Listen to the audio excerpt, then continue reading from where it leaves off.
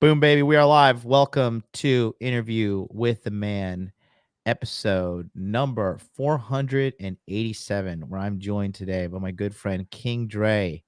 Yo, And we're what's going to going talk on? about, what's up, man? We're going to be talking about developing inner confidence as a man and some deeper concepts that we believe that are important for you guys. But before we get going, I have a very important announcement, okay?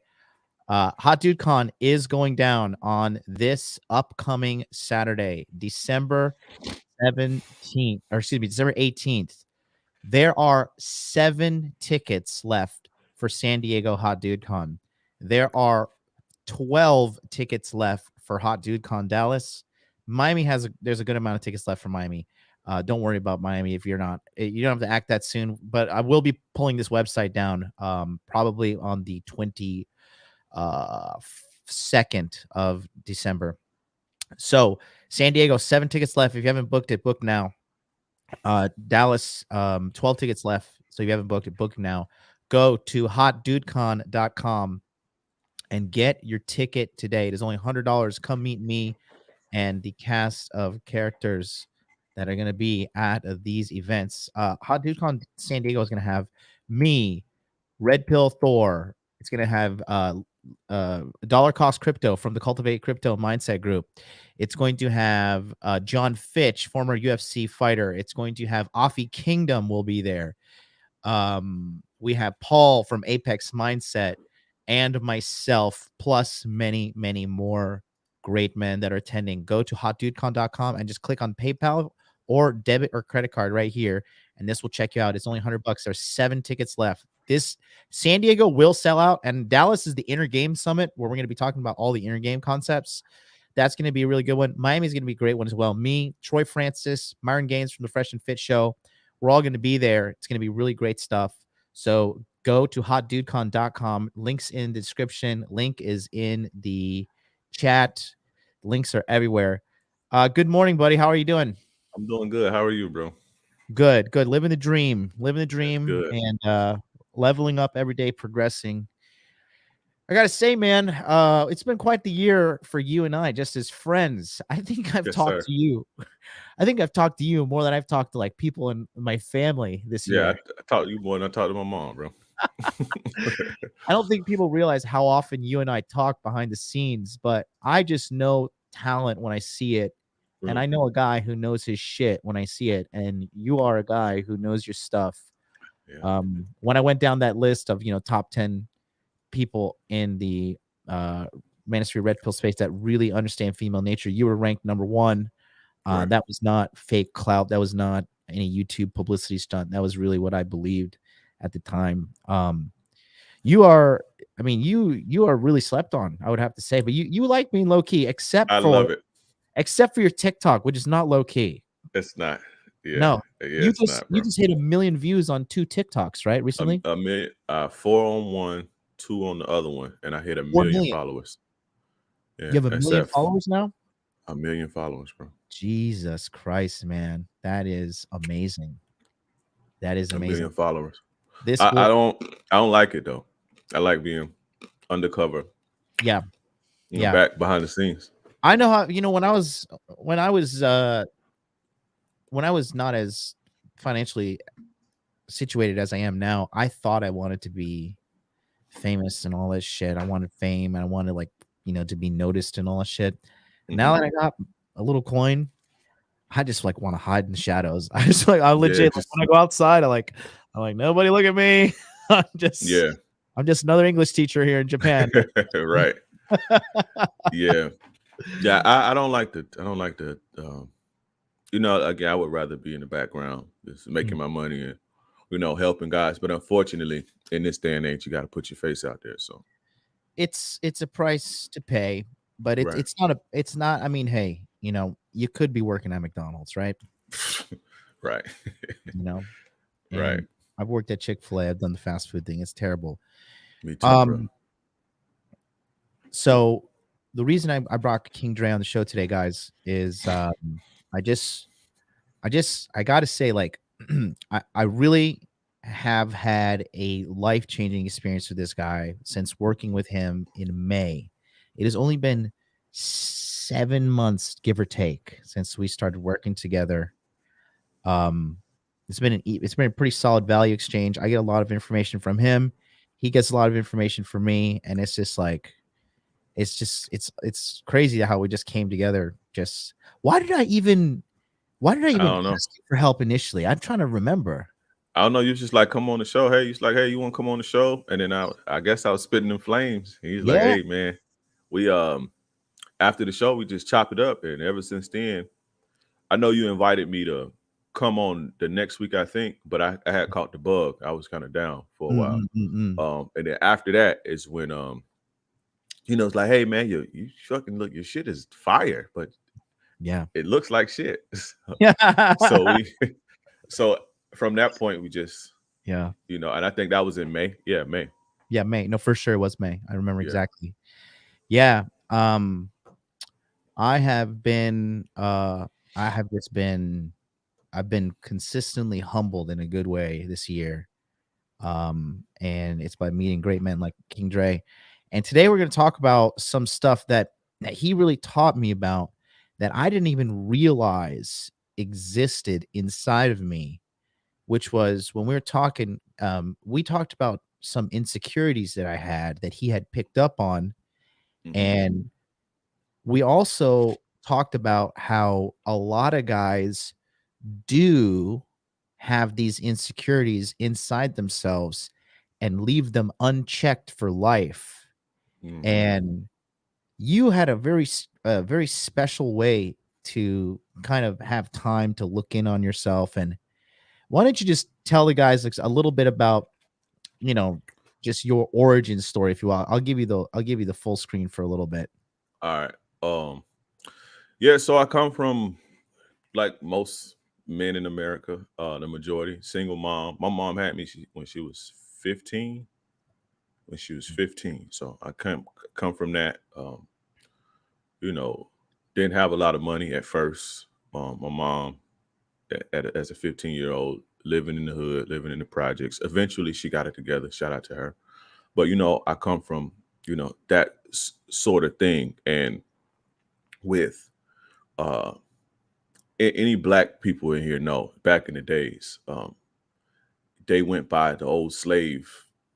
If you spoil the rod, you spare the child. You spoil the spare the rod, and you spoil the child. So, Yep.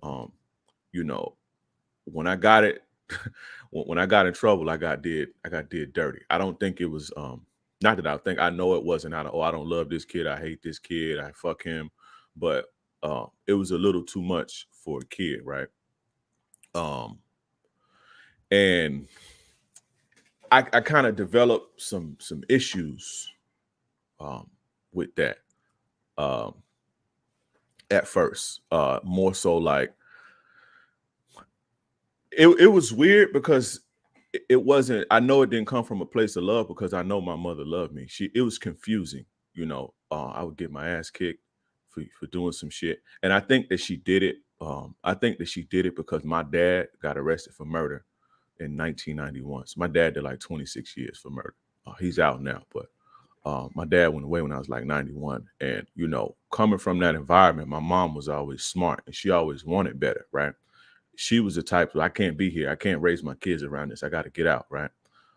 So I think she went overboard with the discipline because in her mind, it was like, I'd rather whoop his ass before the white folks whoop his ass. He get out here and the white folks gonna whoop his ass.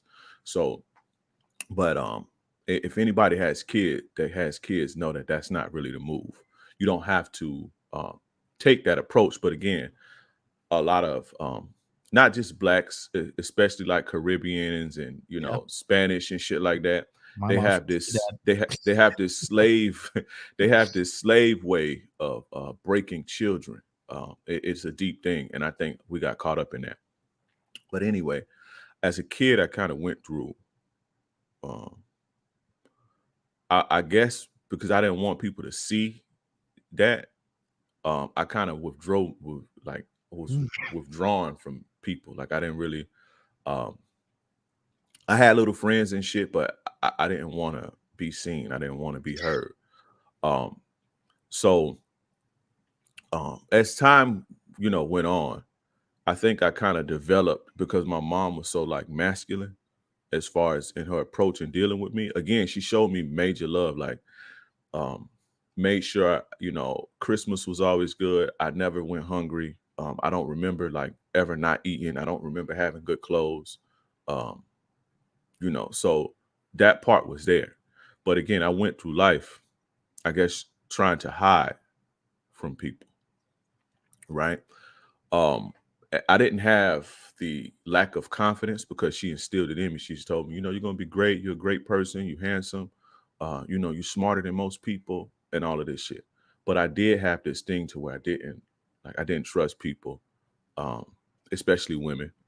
Uh I didn't trust people, again, especially women. I kept my circle kind of small and I isolated myself, right?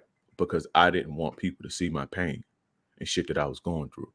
And not only was I going through that, she was getting her ass kicked by her, because my mom used to mess with street dudes. So, you know, seeing that and laying in the bed, hearing your mom get her ass whooped and shit does a lot to a kid.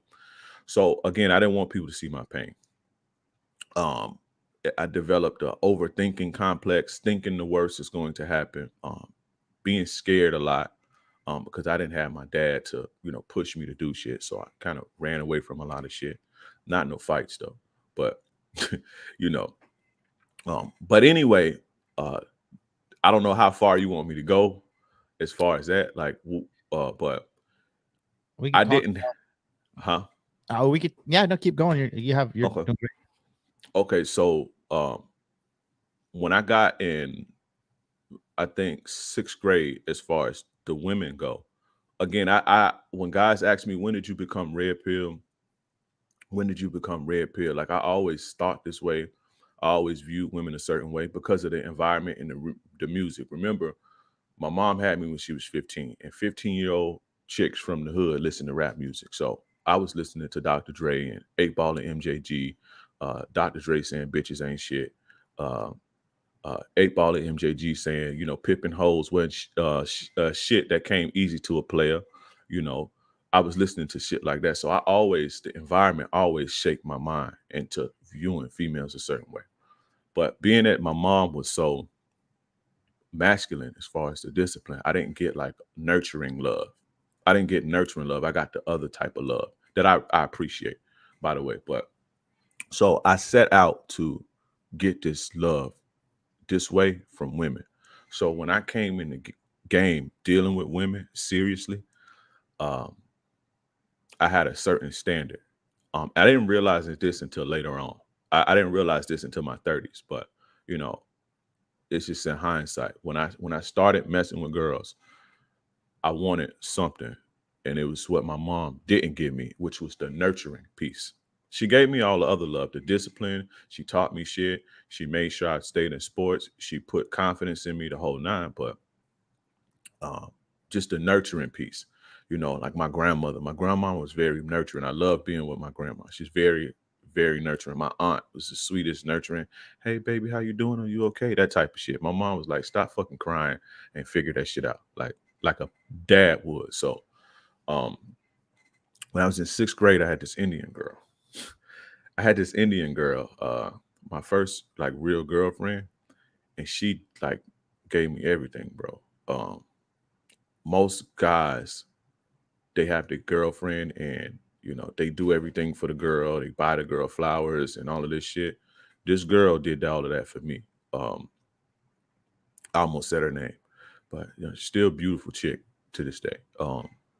But she gave me everything. And to answer Avid question, did Dre meet his father? Yes. Was he involved? Yes. I'll get into that in a second.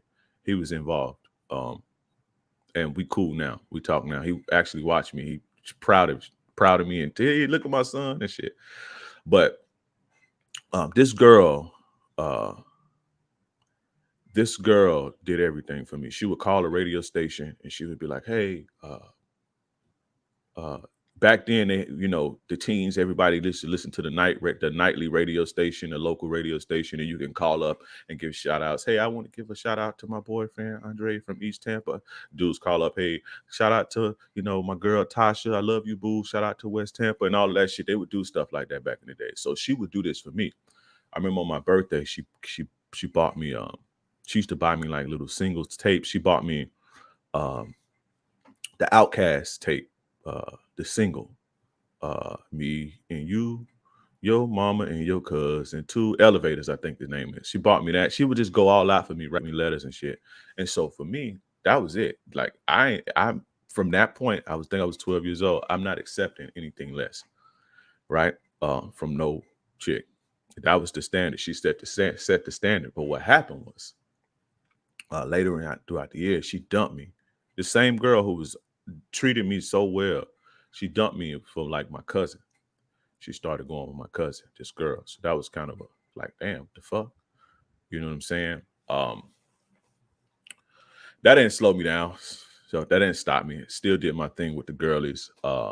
Middle school, I wasn't like, it was that withdrawn thing again. Like I didn't really, especially when I first got to middle school, I didn't like try to make myself popular, put myself out there and shit. Like I wasn't the coolest kid, but girls still liked me. I still knew how to like write a girl a letter and whatever. Middle school was cool. 8th grade, it was different. I was very popular in 8th grade. My circle of friends with this was the it guys. High school, shit started to change. High school shit started to change for me. I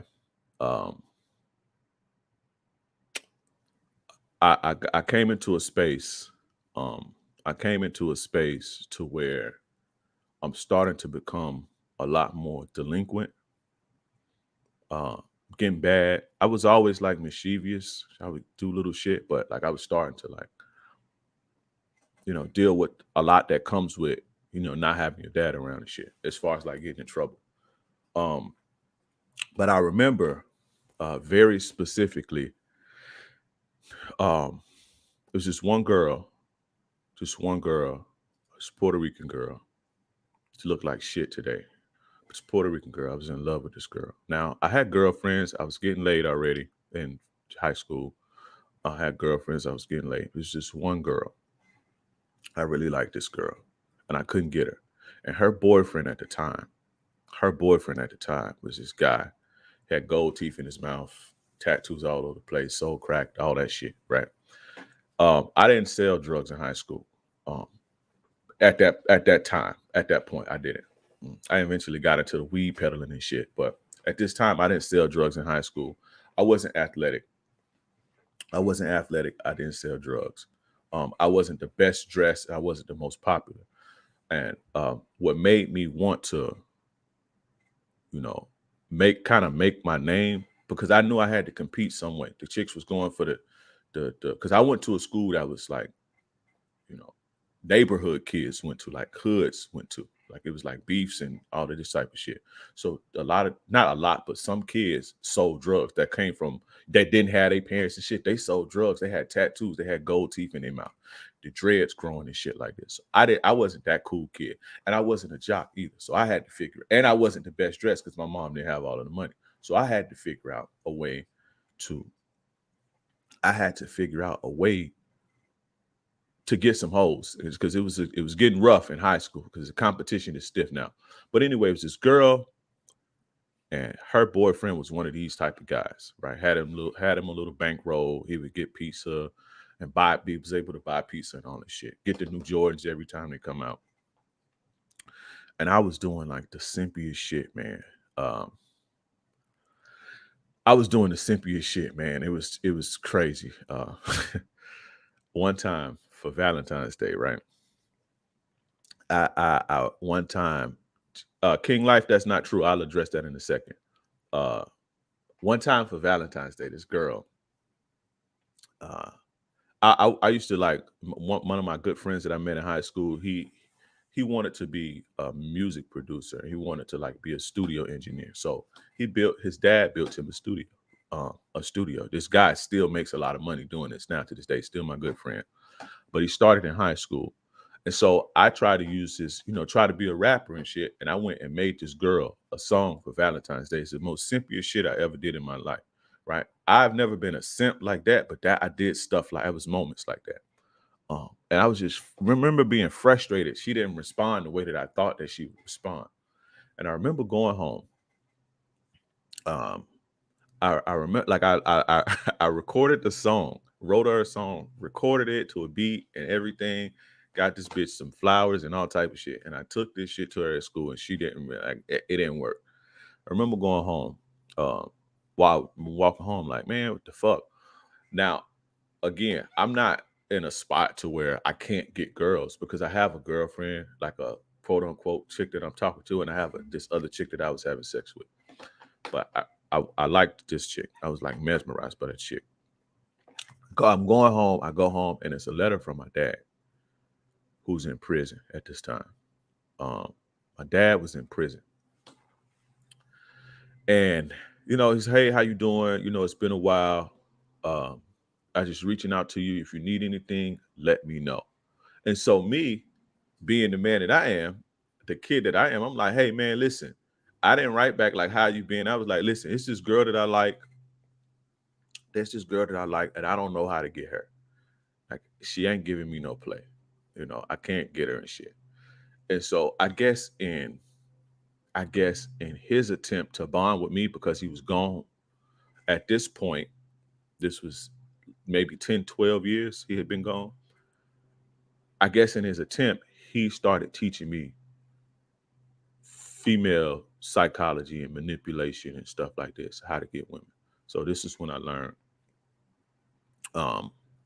this. So he taught me how to get this girl on my jock, and it worked. This girl ended up getting on my jock, but she ended up switching schools right after, so that was short lived. But I had knowledge with me. I had knowledge to get me.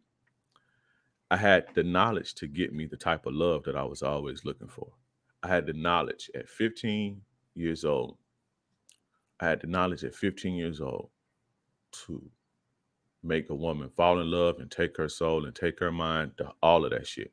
He taught me all of that shit through letters. You want to go into the other story now, John, or what? I'm getting carried away over here just listening too. Keep going. It will. I think that's good.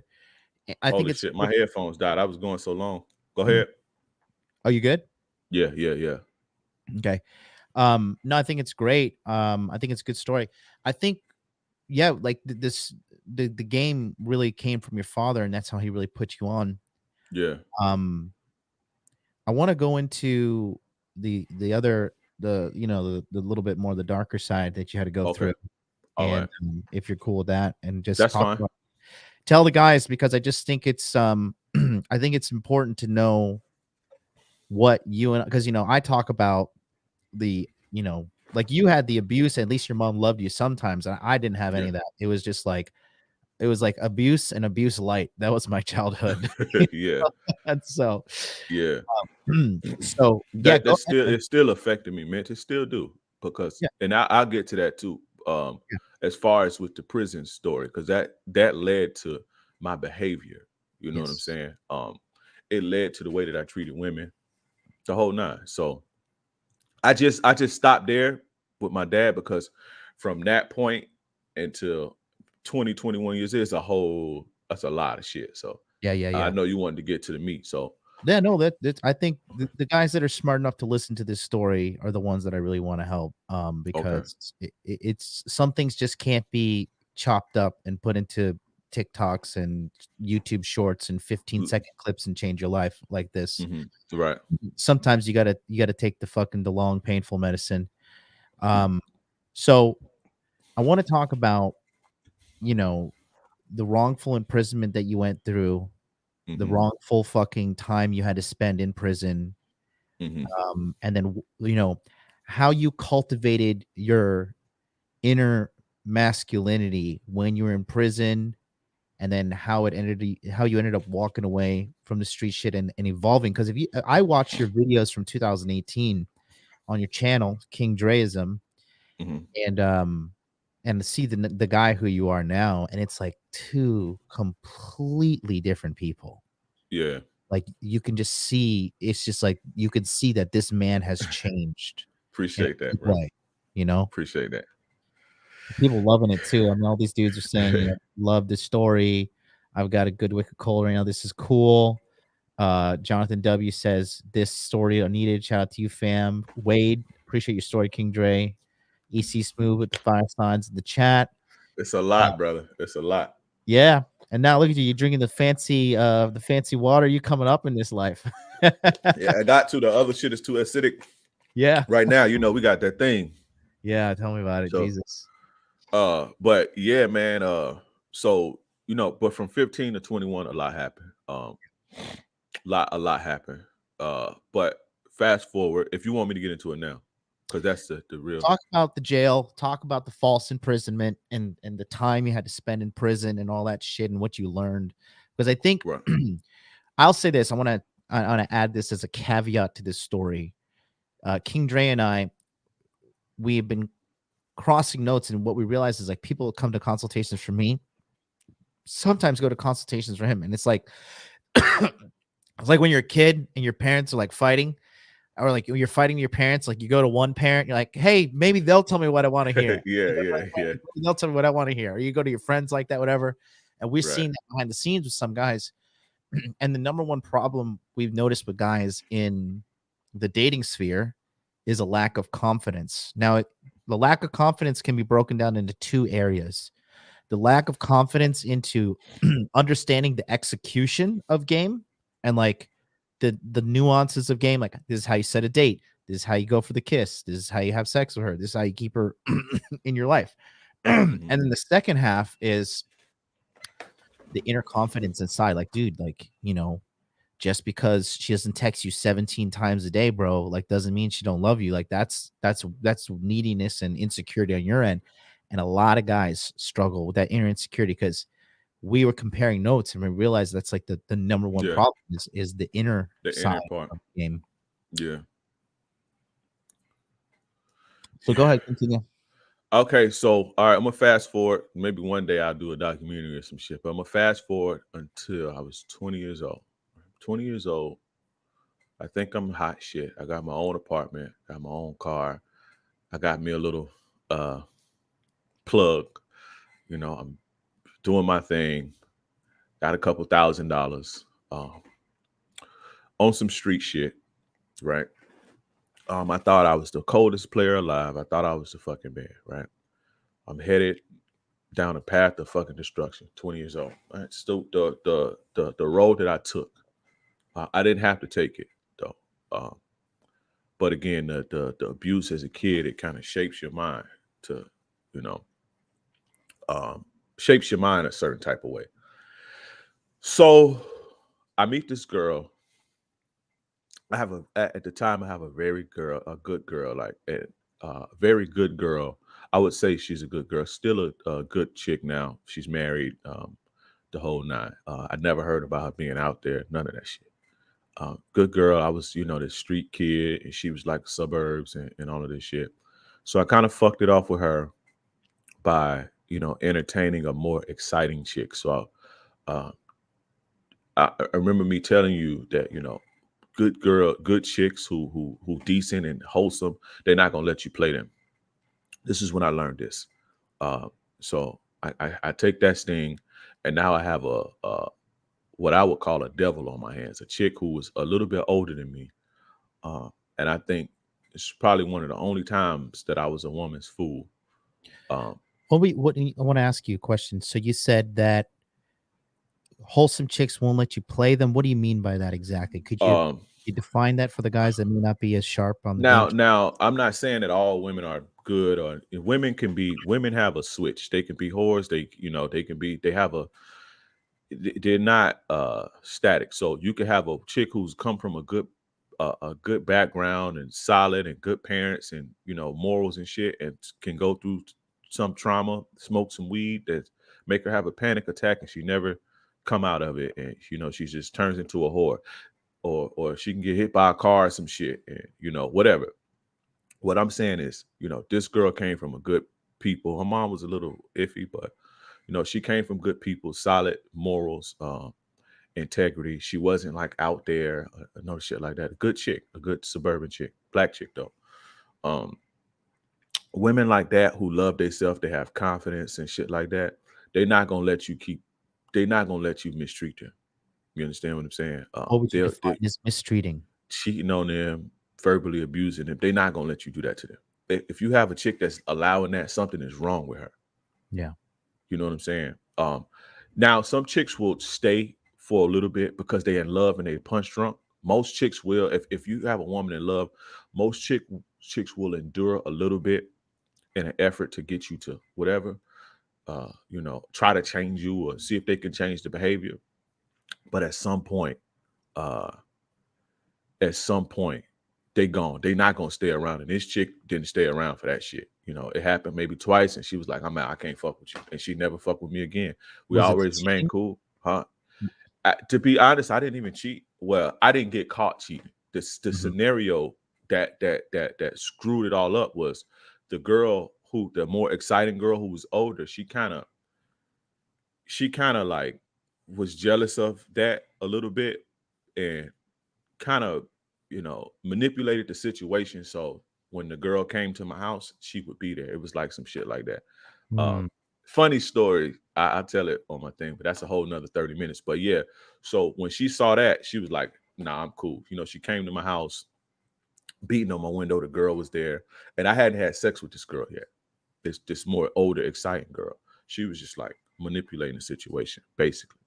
um Learned a lot from that chick. But if she goes into my jail story, this older chick, I'm just you know laying it out, the context. So I lose the good girl over the more exciting chick, that the street smart, sexy. The other girl was beautiful though, but this chick was sexy, had sex appeal, uh, street smart, the whole shit, right? So uh I end up getting with this other girl, right? We'll call her Macy. Let's call her Macy. So I end up getting with Macy, right? So Macy's my girl, and doing my little thing. I catch a series of charges. Go to jail for a gun one time. Go to jail for some cocaine and a gun. Uh, uh, skip bail, buck probation. So I catching, starting to, tack on charges and getting in trouble with the law. Um, Eventually, that all caught up. August 21st, 2006. I'm somewhere I shouldn't be, because me and the girl Macy had an issue, right? We had an argument, and I ain't really trying to argue with her though, because especially back at this time, like I'm wasn't giving no bitches my energy like that. Like the shit that I teach guys now, like I was like very cold with women back then, so I wasn't really trying to give bitches no energy I had. You know what I'm saying? So I'm at her house. I'm at this girl's house, and I was out of jail for like 3 days because I had violated my probation. So I did a week in jail. The judge went to see the judge. He's like, "Oh, you fuck up again, you're going to prison." Blah blah blah. So I'm at this girl's house. She tripping over some bullshit. I don't know what. So I'm like, I go outside to smoke a cigarette. So I'm sitting on the porch and I'm smoking a cigarette. Uh, so when I go to open the door, the bitch got the door locked. So I'm like, I ain't finna be out here like with all this bullshit. So I sit back down, smoke another one, go check the door again. It's unlocked. So I go upstairs to go lay down in the room. The bitch got the room door locked. So I Mm. was like, look, let me get my shit. I'm up out of here. I'm about to haul ass. I'm not finna be doing this shit with y'all. I'm finna go to my other bitch house. Get to my other bitch house, right? I get to my other chick house. Um, and this other chick is where I used to keep my guns and all of this shit. My my my stuff that I used to sell. I used to keep all of this shit at this girl's house because it was kind of next door. Like me and my little crew of homies, we had a spot that we all worked out of. And the girl stayed in the same apartments, but just like on the other side. So instead of keeping my stuff at, because I'm like, this shit get raided, robbed, my shit ain't gonna be up in here. So we would get chicks back then. We would get chicks to hold our stuff for us and shit like that. So my stuff is at this girl's house. So I go to jail for that week. I get out. I have the argument with the girl. It was on a Sunday, I think. And I go to the other girl's house. I'm like, I'm not finna be dealing with this shit. So I go to the other girl's house. I'm at the other girl's house for 30 minutes. She gave me a massage. I was on that back then. She was giving me a massage, rub me down, getting ready to put my dick in her mouth, and boom, boom, boom, like beating the door down. So I'm like, what the fuck? Now, at this time, right? At this time, we had me and my little people. We had some beef with some younger kids. So all us was about 21, 22, 23. These kids were like 17, 18, but they were wild and they was about that life, if you know what I mean.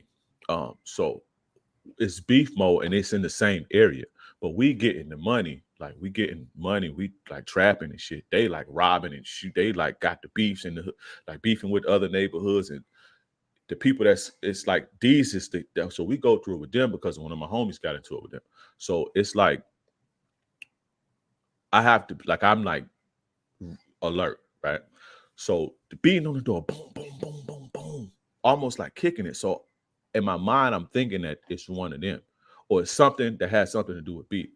So grab my gun, AK-47, grab my gun, and as I'm walking out to because it's like 2, 3 o'clock in the morning. Like this has to be something. So I'm like, bitch, who the fuck is this? Like cursing her, like, is this some nigga you fuck with? Cause I had a rule that if I fuck with you like that, you can't fuck with no dudes.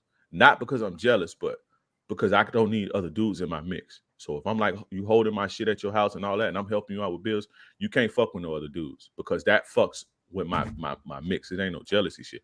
So I'm like, bitch, I'm thinking she trying to set me up, or it's somebody over that we into these guys with. So I come out of the room, AK-47, right? Come out of the room, and she peeks out of the thing, and she's like, it's the police. So I'm like, what the fuck? So I run back in the room, toss it under the bed. I got 3 guns in this house. So she opened the door. They're like, it's like the whole shit is like fucking surrounded. Like, I'm like, what the fuck? I know that I didn't sold nobody no shit because I was in jail. Like I was only out for 3 days. I ain't sold nobody shit. I ain't did shit. So I ain't sell no undercover. Nothing. I know that this ain't the case. So I'm like, what the fuck is going on? So they like, come out, crawl backwards, all this whole shit surrounded, right? So I come outside. They rough me up. Where's the fucking gun? I'm like, what gun? It's like, I know you got a gun. I saw it and blah, blah, blah. I'm like, man, suck my dick. Fuck you. Your mammy got it. Who sold it to you? Your mother sold it to me, bitch. You punk ass cracker. Blah, blah, blah. I'm going off on him. She's like, all right. This is when I learned. Be careful who you offend. Right. So it's like, all right, I got you. They go search the house. Come out with this shit. It's got a drum on it. It had a 100-round drum on it. I don't know why, but 100-round drum on it. Right. So I see this motherfucker. I'm like, oh my God, it's over. I'm like, it is over. I'm like, I'm on probation. I just got out of jail. I'm like, I am done. Right. So I'm thinking the most I do. I'm thinking and he's telling me in the car, he's like, you want to talk shit? I got you, motherfucker. I'm going to show you that you don't run shit. You don't control shit. You a piece of fucking shit. I'm going to show you, motherfucker. And he was like, you going to prison, motherfucker. Watch. And they put on Riding Dirty by Chameleon. You remember that song? Yeah. They put on that song and they played it the whole way. It took like 30 minutes to get me to the little sub precinct or whatever. So it was playing that song on repeat. So I go to jail. I have all type of wild shit, aggravated assault, law enforcement officers. He basically said that we had a standoff and I was trying to kill him. Right? He said I was trying to kill him. We had to stand. It didn't go like that. How I told you, I came out of the room and she says the police, and I put up. I didn't aim it or nothing. The door wasn't even open. Yeah. Right. So they got together, they lied and said we had a standoff. The only reason they didn't shoot me because the little girl was in the way because she had a daughter or whatever. The little girl was in the way and shit. But anybody knows that a black man holding something like that will get lit up. Period. So this just goes to show you. So I end up beating everything else. I beat all of the gun charges, all that, because they didn't have a right to search this shit. They didn't have a right to search. No, not a murder charge. It wasn't a murder charge. I didn't shoot nobody. Did they have a warrant? No. So everything in that shit I beat. Hmm. But what's on my record I didn't do. Like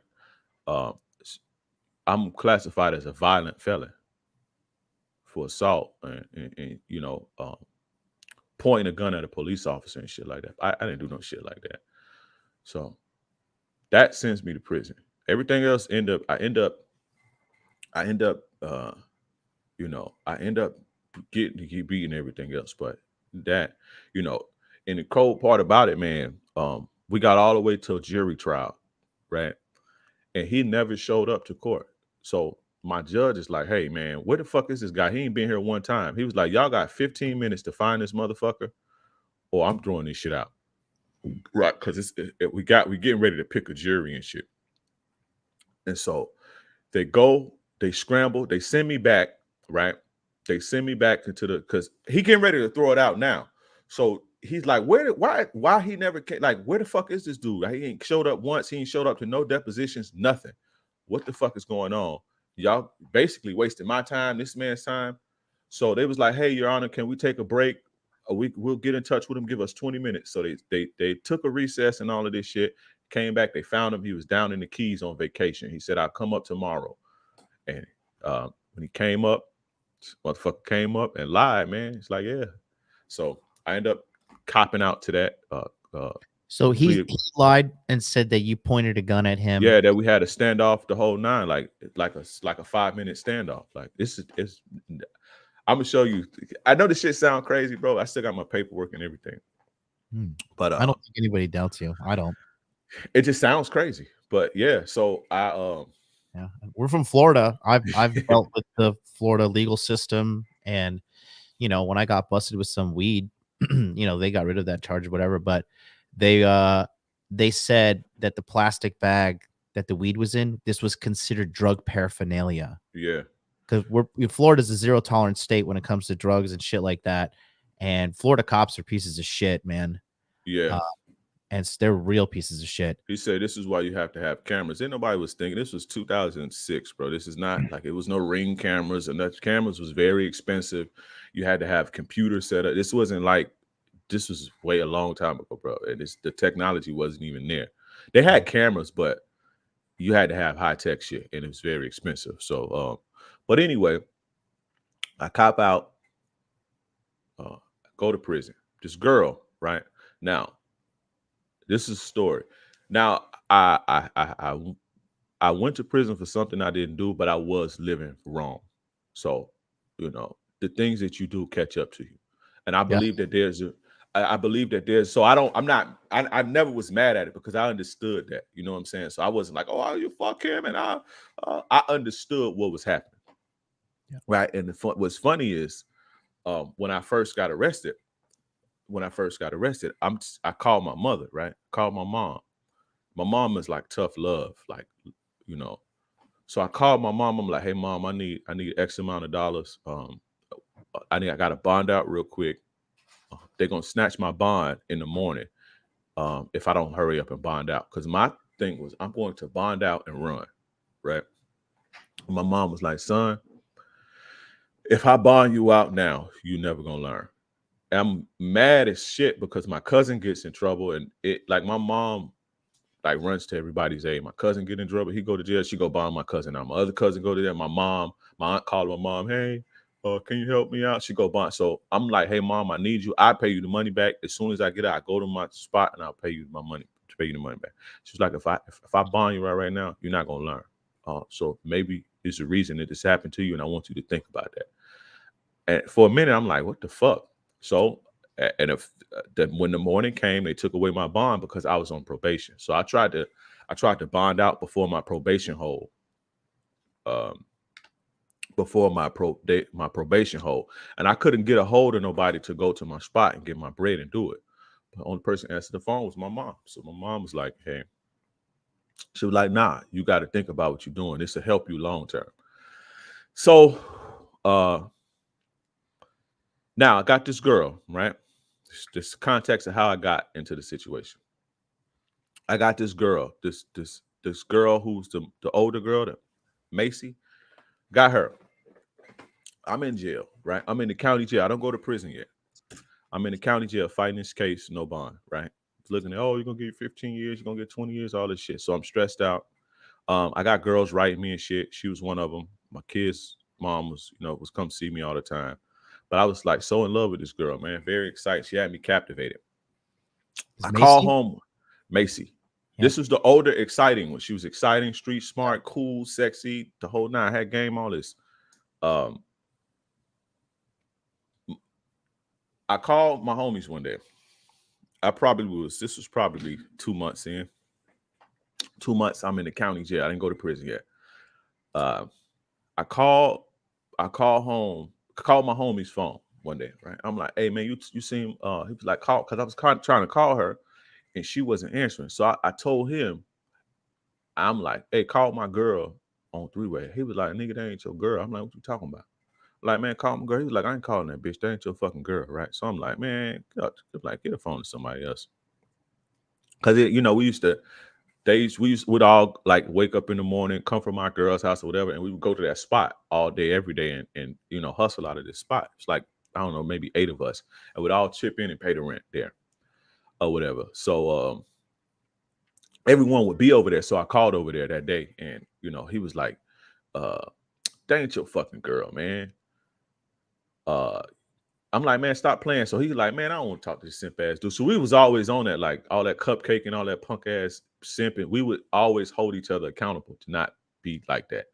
So he was like, I don't want to talk to this nigga. This nigga acting like a bitch, right? This is what he say about me. I hear him like as he's taking the phone, giving the phone to somebody. So I taught him other shit.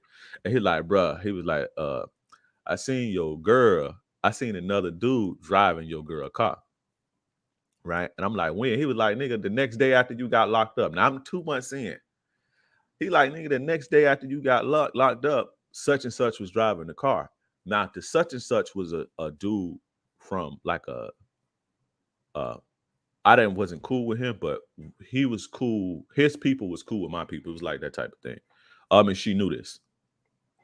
So she's like, he's like, yeah, blah, blah, blah. She fucked with such and such. I thought you knew that. I'm like, nah. So I'm like devastated. I'm like, what the fuck? So finally I call her and she come see me. She come up there and see me and she tell me, she's like, yeah, this is what I've been doing. This is what I fuck with, blah, blah, blah, blah, blah. She was like, you in jail. What the fuck you expect?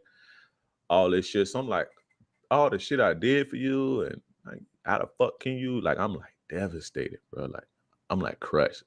I literally couldn't eat for like 4 days. Now I'm thinking that I'm like the coldest player alive. Like I think, you know what I'm saying? I'm like on my like sick, like what the fuck? And then it's like, you embarrassing me. You see what I'm saying? Like, if you're gonna fuck with somebody that I don't know or we don't know. It's not like that. Like, it's like, not like that. So it was this guy, right? This was a turning point for me. There was this guy, older guy. At the time I was 21. This guy who's about 30. His name is Pisces. This is his real name. Shout out to him. I hope you see this one day. Hopefully you all right. His name was Pisces, man. I never forget this dude. Older dude, 30 years old. He was like 30 years old, but he was like a big time. I was like small time at this time. Back then I was like a small type. I was doing good for my age, but I wasn't on this dude's level. This dude's big time. He took a liking to me while I was there, and I was like, he would teach me a lot of shit, like teach me how to run like little gambling operations, like basically like I was like his protege, right? So we outside on a little basketball court at one of these days, and I'm like stressing. I'm trying to talk to him about it, and he like snap on me.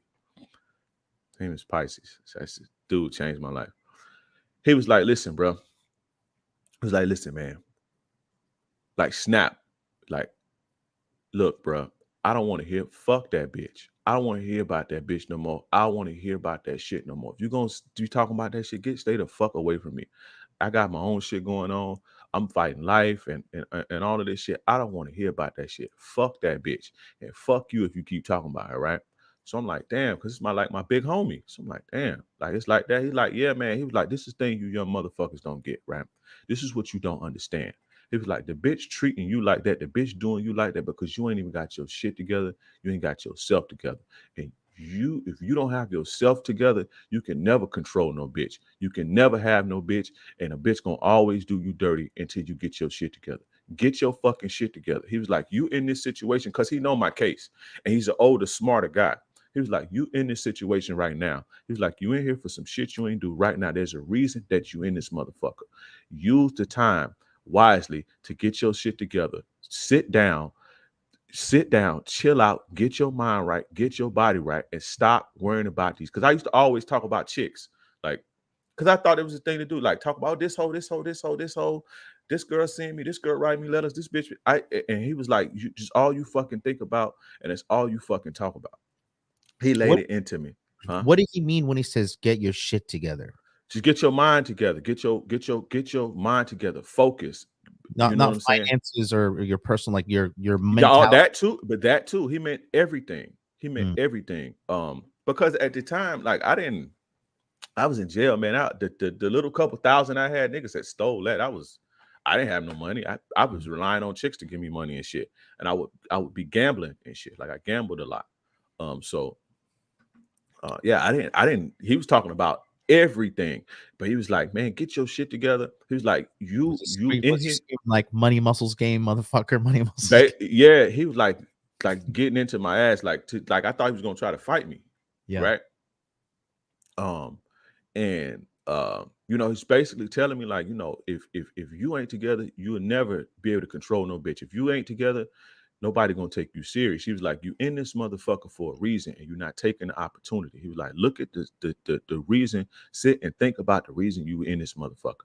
Read, motherfucker, get your mind right. Do some push-ups. He was like, you skinny as fuck. Somebody come up on you right now, they're gonna fuck you up. Like he laid it into me. He was like, you broke. You think these hoes love you, but they fucking don't. Uh, you know, the whole nine. Basically, like, listen, man. At this moment here. He's I'm like, I I'm love you. I'm laughing at this moment, not your stories. He was like, nah, this is funny though. He was like, like shit that I never heard. Like, I wish my dad would have taught me, man. And from that point, and I didn't want to let that dude down, man, because he looked out for me like a lot. Like when I was, locked up, like I was like his little lieutenant for his little operations, little gambling operation and shit. And when he ended up getting his time, he ended up getting sentenced to 30 years for drug trafficking. And I took over his operation. I had the whole unit.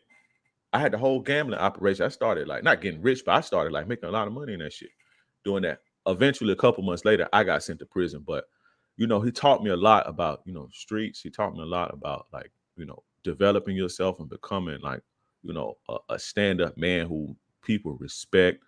And he basically like groomed me and guiding me while I was in there because I was like young and wild and shit like that, like young and wild.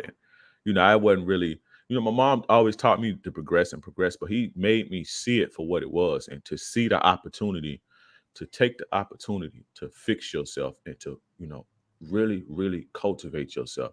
So I fucking hit the ground running. I'm in this motherfucker reading. That's when I got the 48 Laws of Power. That's when I first read that book. I read The Art of Seduction. I read The Art of War. I read all type of books I was reading. I would gamble and shit, but I would read. And I wouldn't be sitting outside with these dudes, trading war stories and talking about hoes. I wasn't doing none of that. I was like, trying to get myself together. And also, I didn't want to like, I knew that he was right, man. I didn't want to let him down because I know he loved me like a little brother. So and the crazy part about it, he ended up going to prison, right? For now, mind you, when he told me this was probably on. Remember, I told you the girl had told me this. This was probably day 4 of day 5 after she told me this, and I was still hurt. When he had that conversation with me, I instantly stopped even caring about that bitch. Like I went and sat on my bed, and I was like, "Fuck that bitch." Like I said out loud, I was like, "You know what? Fuck that bitch." And I never like, I didn't even care about it no more. Like it didn't hurt no more. Just like instantly after that conversation, because what he told me, it stuck with me, right? So now I'm on this journey of, we call it now self-improvement. I didn't call it that back then, but now I'm on this, I'm reading, I'm trying to, read books, I'm learning all type of shit. I'm thinking about developing a plan. He was like, you get out of here right now, your ass will be back in 6 months. You ain't even got no fucking plan. You don't got a plan. You don't got shit. You know what I'm saying? So getting myself together. End up going to prison. I end up going to prison. So you went from county to prison? Yeah, you go from the county jail to prison, because I wasn't on the streets. I didn't have a bond because I had violated probation. So they called me one morning. I go to court. I get sentenced. After they get him back, they get this motherfucker back from the Keys, from the Keys, Florida Keys. He come up the next day off vacation. I end up, taking a plea deal. I'm not gonna go to trial because they got him now. But if they couldn't find him, I was gonna go to trial. But they got him, and he gonna get up here and lie. And 21-year-old black kid, a white guy in a police uniform, they gonna believe him. Period. So I ain't even finna play like that. I know I ain't do it. It's a reason why I'm in this motherfucker. Let me take my lick and go. Right. So I don't know. We can 2 years. And how old were you at the time? 2.5 years. 20 or 21, something like this. 2006 when I got sentenced. So 21. Yeah, 21. So, they don't tell you, where you're going. They don't tell you what time you're going. They come get you at like 3, because it's a escape risk. Like if they know, hey, we're gonna come get you, the bus is gonna come at Thursday at 3 a.m. You can call somebody and say, hey, go kidnap the bus driver and put a bomb on the bus, and it's an escape risk. So they don't tell you. So I'm just asleep one day, boom, boom, boom. Hey, get up, you out of here. So all my shit, leave it behind. Get out there, I'm on the bus. Scared as a motherfucker.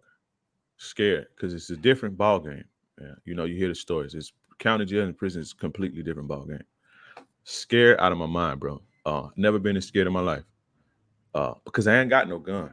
Like when I was on the streets, I had guns. I wish you would look at me crazy, say something to me crazy, or do I give it to you, but I ain't got no gun. And my hand skills ain't. I know I'm not scared to fight. I ain't never been scared to fight, but I know I'm aware enough to know that my shit ain't up to par like they need to be, right? So I'm on the bus, scared. I don't know where I'm going. I get here. I get there. They do the whole beating people up, the whole nine. They put down. That's a whole nother story. I ain't gonna even talk about that on here. Who's beating who up? The guards are beating inmates up. As soon as you get there, they get you there at 4:00 in the morning. You get there at 4:00 in the morning. It's cold outside. So if any kids or anybody think about doing anything illegal, don't, because this shit is real. They whoop your ass as you show up? What? Man, listen. Shit is crazy. That's what listen. Shit is crazy. So we pull up. You didn't tell me this before. Yeah. This is a little deep. But I maybe have. I don't know. You didn't tell. I would remember about them whooping your ass on arrival. No, they didn't beat my ass. No, they didn't beat my ass. I'm saying when you pull up, right? I remember pulling up. I just remember like, damn, I want my mom. Like I want my mom, like a kid, bro. Like, because you pull up and I'm looking out, because you pull up to the shit, you see the fences, you see the chain link, you see the towers. I'm like, damn, I'm finally, like, I'm here. Like, what the fuck? Like, I can't change it. I can't go back. So I see people. It's like 4:30 in the morning, and you can see everybody walking in a line. It's like robots, bro, because everybody's going to breakfast. It's like robots, the way like how everybody's moving methodically and stopping and shit. Like, it's in Florida prison, they have what they call controlled movement, meaning you can't move when you want to move. You see what I'm saying? And you can see this. Like, you can see everybody like everybody's straight lines, everybody's walking, stop. It's just this controlled movement. You can see this from the bus. So I'm like, fuck. So we pull up under the thing. Old hick white guy, right? Get on the bus, chewing tobacco. He put his gloves on. Say, I'm gonna call your name. By the next time when I call the next name, you better be off the bus. We shackled. Calling names. Just running. Because it's people who's been to prison before they know what time it is. So you see, call the name. They're getting up out of there, right? Get out the bus, you got to strip. Take out, it's 4 o'clock in the morning, it's cold. This is, I don't know, remember what time, month, but it's cold as fuck. Dick like this, because it's so cold, right? You naked. It's like 15 dudes, uh, like 15 or 20 dudes on this bus, and you see buses pulling up from all of the different counties, right? I'm in the Hillsborough County bus. So you're outside, it's cold as fuck, naked, and it's 20 dudes outside. And here they'll come the guards, like 15 of them, talking shit, spitting in your face, nigger this, nigger that.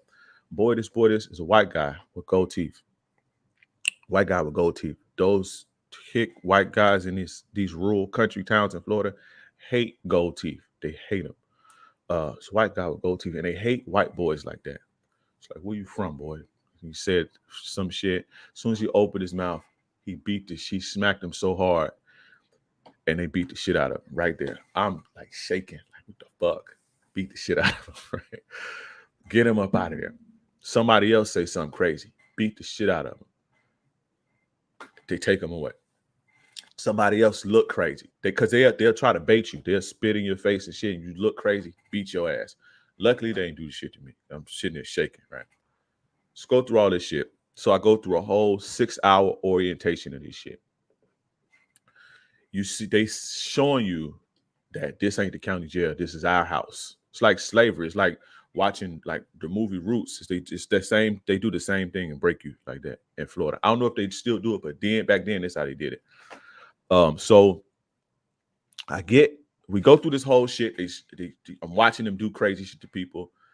Hey, you fell asleep. Get up. Get in the dead cockroach. What's the dead cockroach? Lay on your back with your hands like this and your knees like this. And if you drop your hands on your knees, we're gonna fuck you up. So I seen a dude do that for 30 minutes, crying, like trying, struggling. He dropped it. They beat his ass, like crazy shit. While they trying to teach you rules and all this shit, they shave you all your face off. They put you in a chair, give you a haircut, one against the grain. They go backwards. All that dreads and all that shit gone. Cut all your facial hair off, everything. We leave. Now we're getting ready to go to the dorms. I see Pisces. The first person I see. He's there. The first person I see. This is crazy how things work. It's the first person I see. And he busts out laughing. And he said, "You got your shit together yet?" And he said, "You got your shit together yet?" And he go off. I end up seeing him later on the yard. Like when we went on the yard or whatever, I end up seeing him later and we end up chopping it up and talking.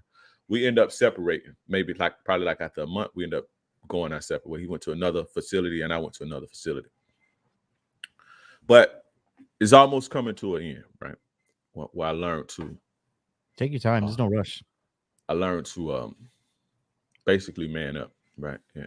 I learned respect. I learned I learned being mentally sharp. I learned controlling your fucking emotions, controlling your impulses. I learned this right here. My first time in this cell. It's a dude from Manatee County, Sarasota. Is that Sarasota or is it Bradenton? One of those places closer to Bradenton, maybe. Name was Jay. 32 gold teeth in his mouth. A little bit older than me. He used to call me Bosco because I got allergies. Me and Roscoe from Martin because I used to I was sneezing and snot was all over the fucking place because it was like allergies. So he's sitting there talking to me. We talking. So I go out down, I sit down, and it's a dude. I'm seeing all these dudes, and he's telling me about this dude got life, this dude is. I'm like, what the fuck? Like, he never getting out? He's like, nah, he got 40. See him talking to a young dude, 19 years old, 40 years. Damn. For what? Robberies, murder, all type of shit. Robberies, murder, all type of shit. So I see this one dude. I never forget to see this one dude. She a white boy. He's a white dude. I see this dude, one of the dudes that had life. He was sitting, because we was in a day room watching TV. And this dude, Jay, was telling me about all these people. So I see the dude one he was talking about, because I'm always been real observant. And I see him watch a white boy, a white kid. See him watch this white kid. Like, I see him looking at his ass.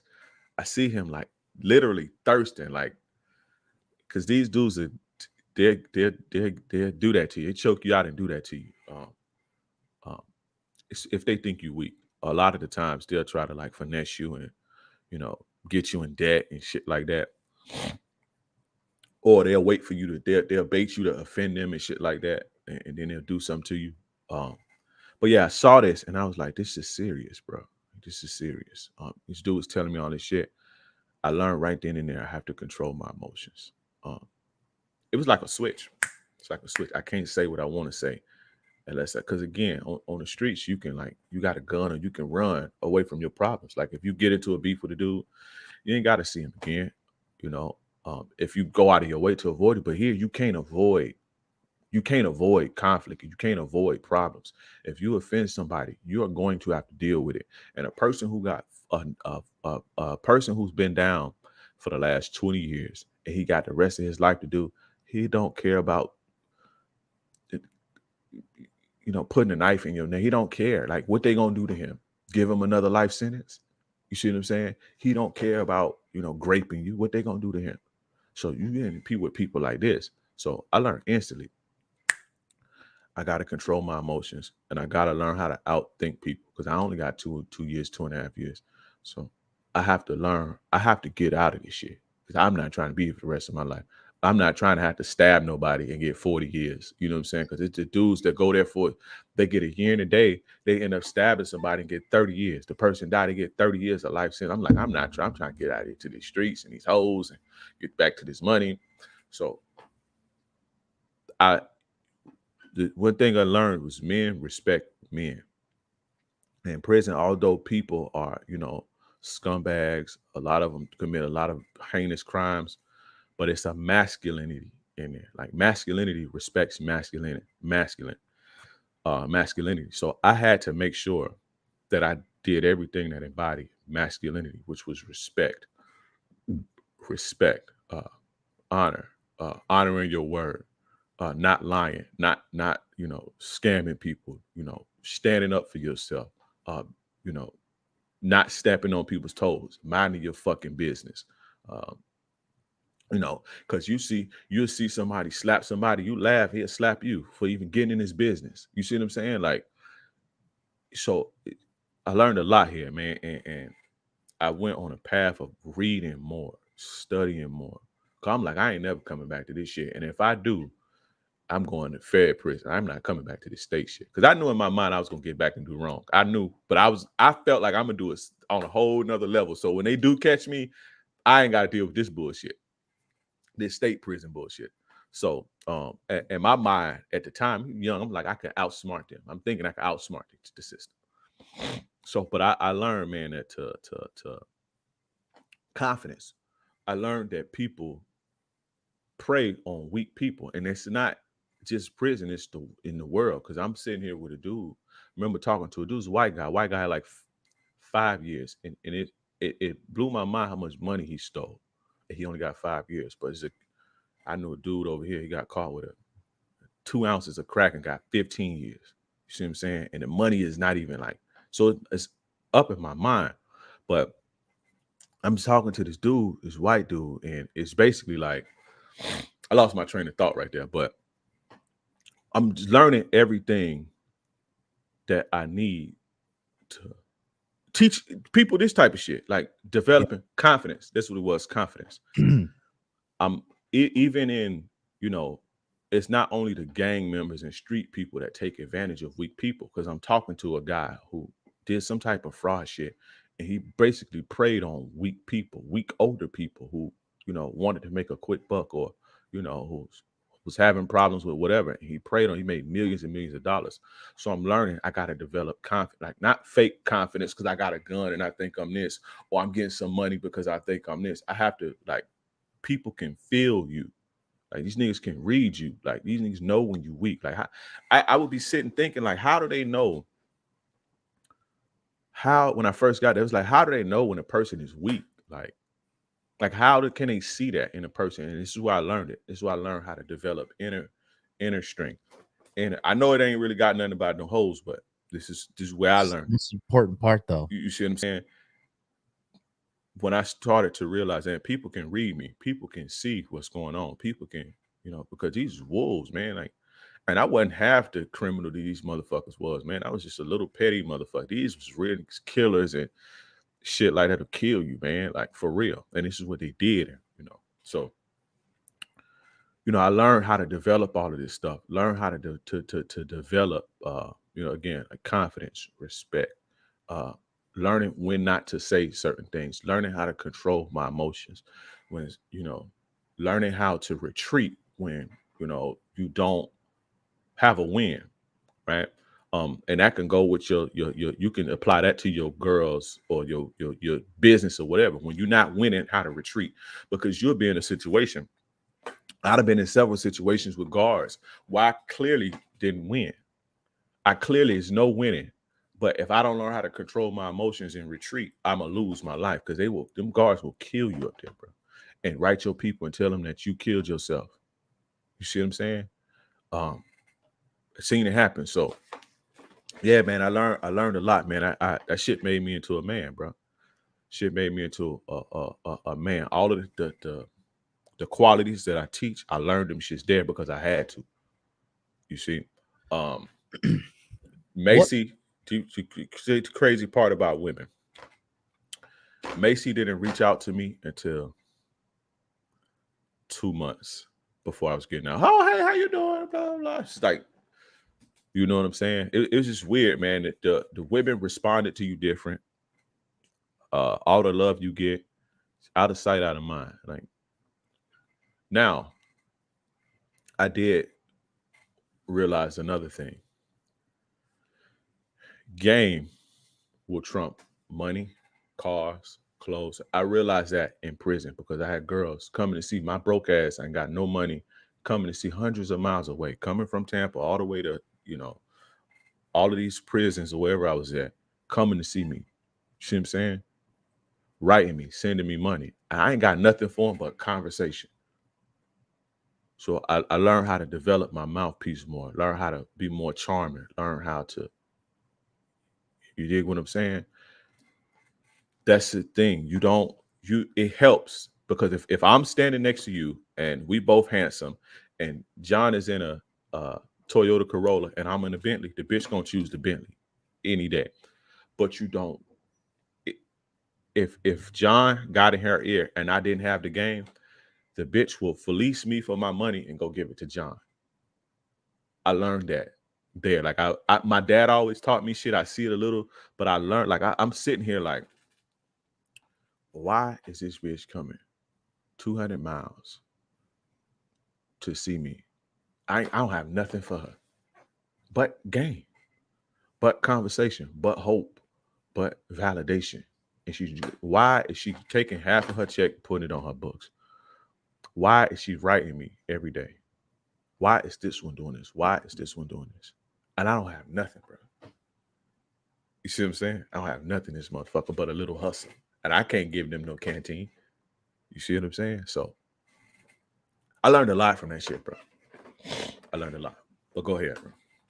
No. I just I want to talk about the core lessons that you learned that helped you out with women, dating, and relationships once you got out of prison. Say that again. My headphones died. My bad. It's okay. What were the core lessons that you cultivated inside yourself, like non-tangible things, like inside your spirit, inside your heart, inside your mind? Real confidence, bro. I learned to love myself because Right. um Let's talk about that. Learn to love yourself. Let's talk about that. mhm. Can you build on that? um I was I thought that not necessarily needed women, but I thought that, you know, uh we needed a certain, like I thought that I needed a certain type of love from women to make me feel better. Because to my mom wasn't nurturing. So, you know, that I use that to validate me. That's, I got this bitch coming way over here. I got this bitch doing this. I got this bitch doing this. I got it. You know what I'm saying? So I use that to validate me. But eventually that shows, that weakness in you shows and then you get exposed for that. So, I learned to develop real, confidence while I was there. Mhm. And also once I got out, because I needed the shit because I was broke and things had changed tremendously. I ain't gonna get too much into that, but the whole dynamics of the street politics had completely changed. The same people wasn't there. It was very rough, and I was broke as fuck, like broke, broke, like depressing broke. And I learned, man, that I had a lot to give. I had a lot, I had a lot of knowledge, I had a lot of game. I'm a great person. I have great energy. I got hustle. I have ambition. And I also have a love for myself that you know people can learn from. You see what I'm saying? Yeah, and it's not to say like my whole life I hated myself or I always doubted myself, but I realized how much I had to love myself because people can pick up on when you don't, and people will exploit that. Um, When you talk about self-love, right?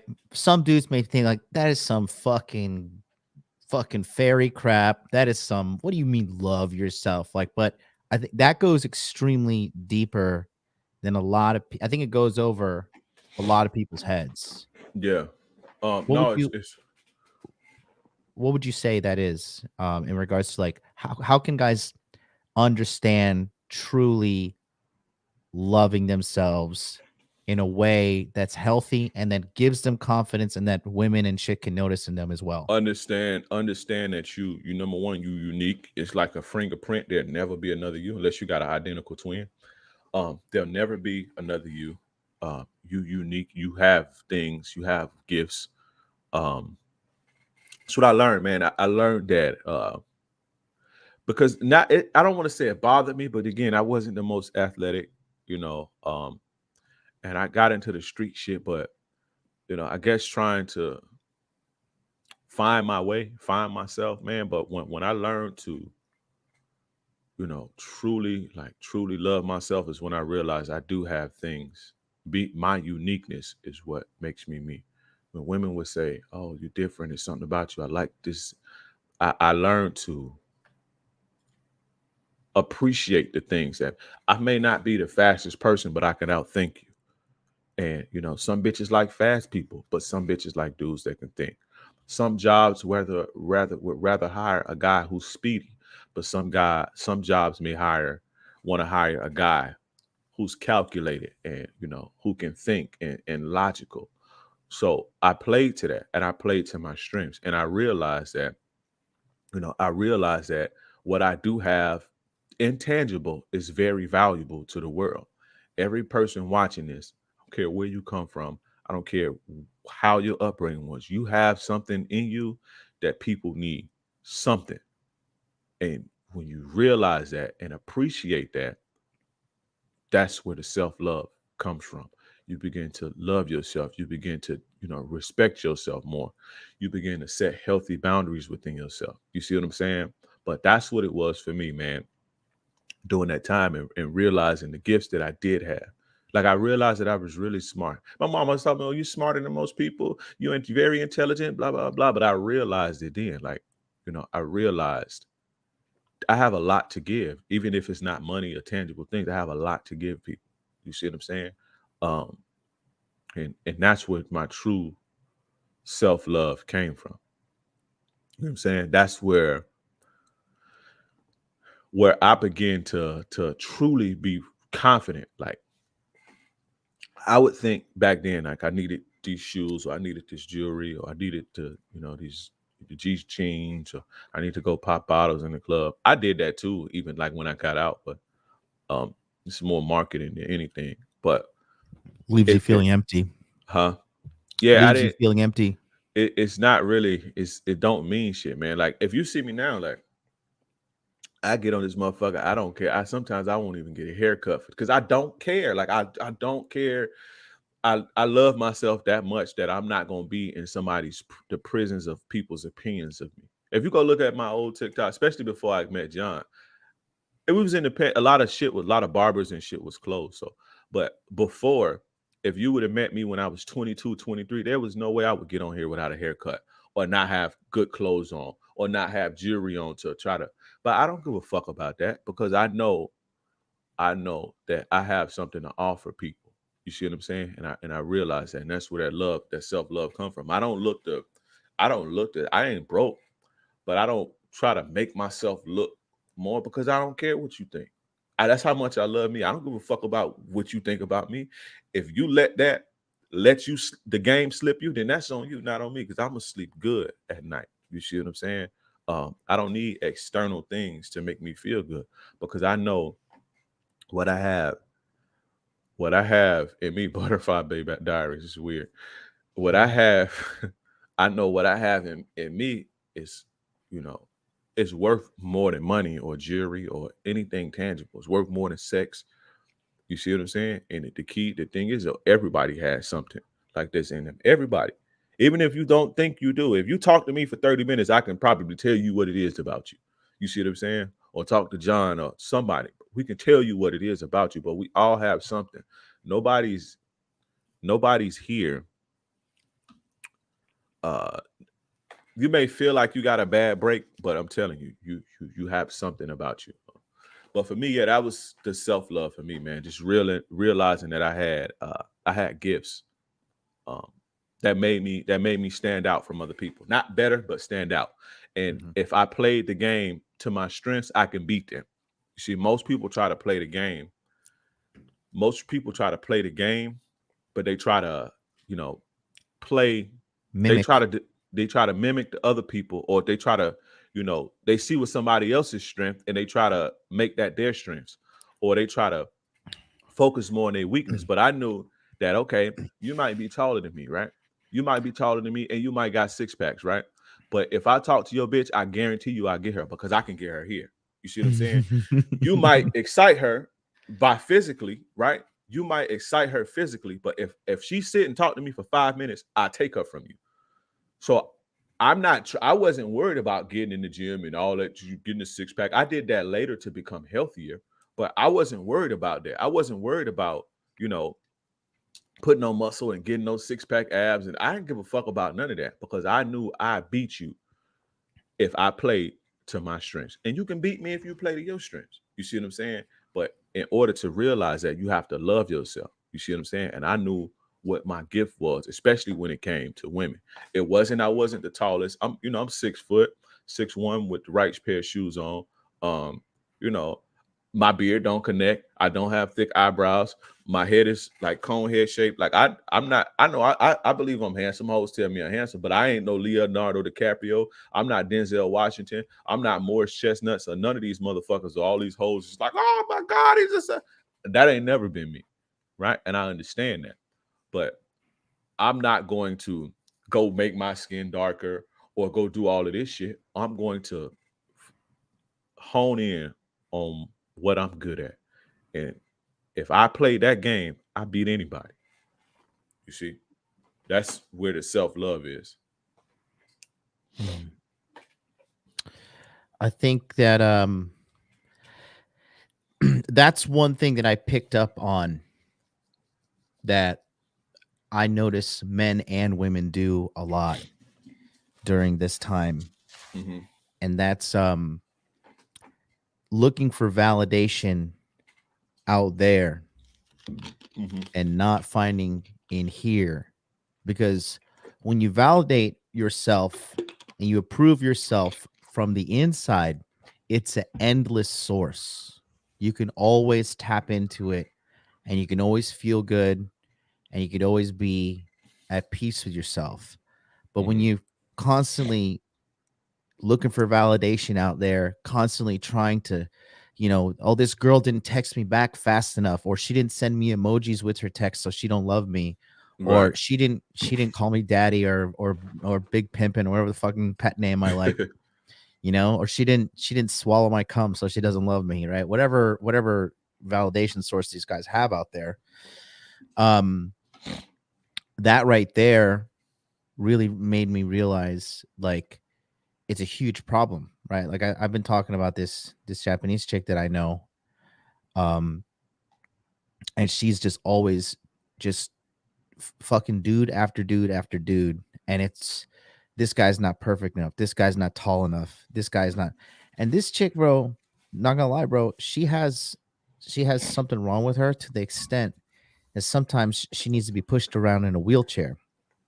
Damn. And she had this one dude who loved her, supported her, told her everything. The only thing is she agreed to open relationship with this guy.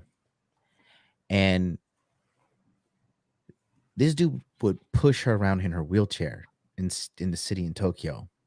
It's crazy. And I was just like, I told her, I was like, you got yourself a fucking keeper. I was like, look, I'm a good person, but I don't know, man. That'll for me, I like if something happened to a woman I loved and then she was put in a wheelchair, absolutely I'd fucking take care of her. But like for me, I don't know, man. Maybe I don't know. Just everybody has their standards, and like that one would have to be like a perfect 10 out of 10, like not click every box for me to be with a chick that I have to push around in a wheelchair. So I thought Right. this guy's a fucking saint, right? Right. Right. And it said the only problem you have with him is that he's fucking other girls, which you agreed to initially. And I said to her, look, you're 30 now. Like, I get it. It's cool.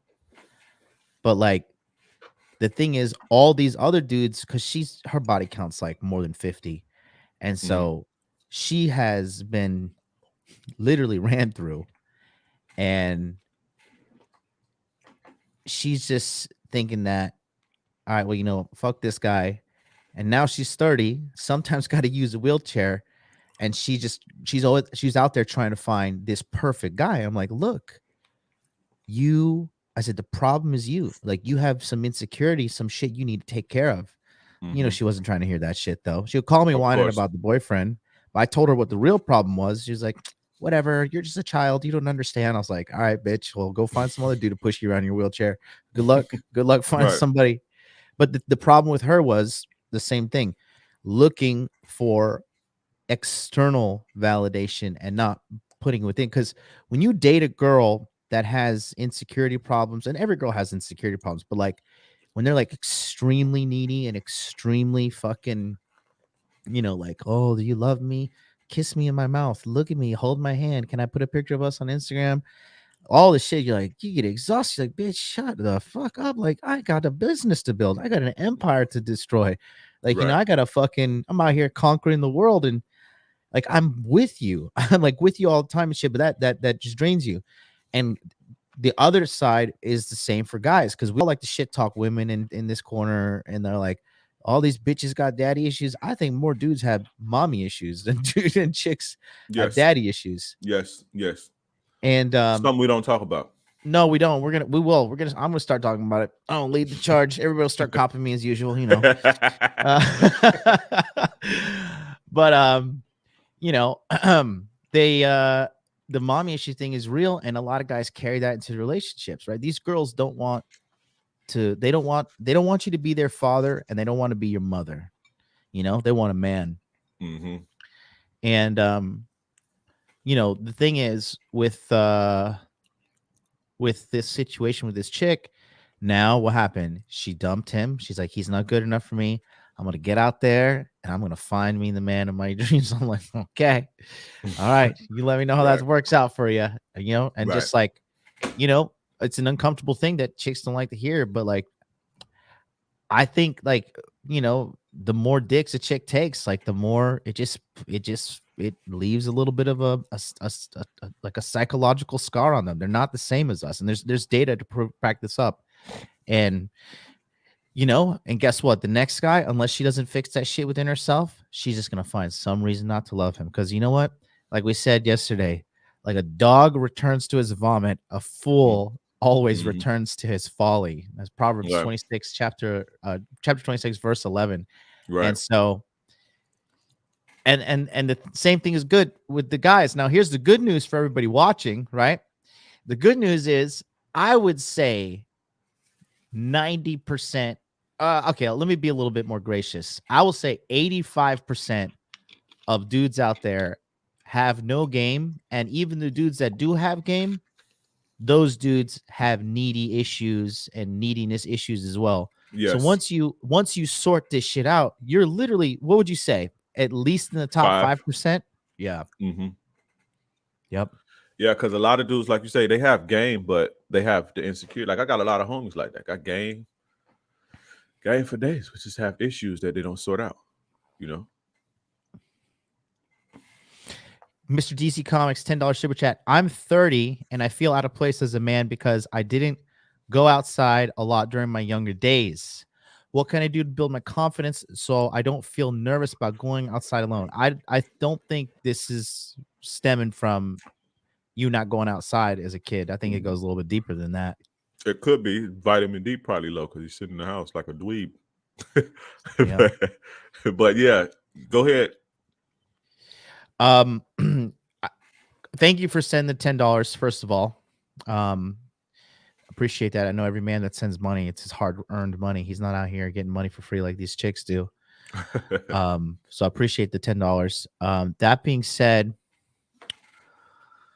well, it's a deeper issue. But the first thing you need to do, if you need to build confidence to go outside alone, just start with little trips. Go to the convenience store by yourself and just don't, if you're terrified to talk to people, just go there, come back, lock the door, put on the shades, be like, okay, I made it, and work your way up to like 2 a day, right? And then 3 a day. And then, on the way there, ask somebody for the time.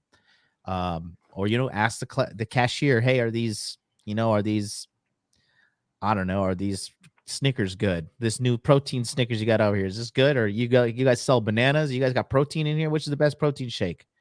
Right? Ask them about what's the most expensive car you've seen through here.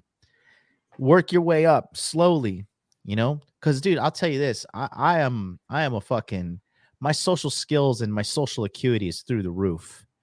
And it is one of the strongest skill sets that I have. This is why I sat, like, when I was never one of these like polished corporate workers, right?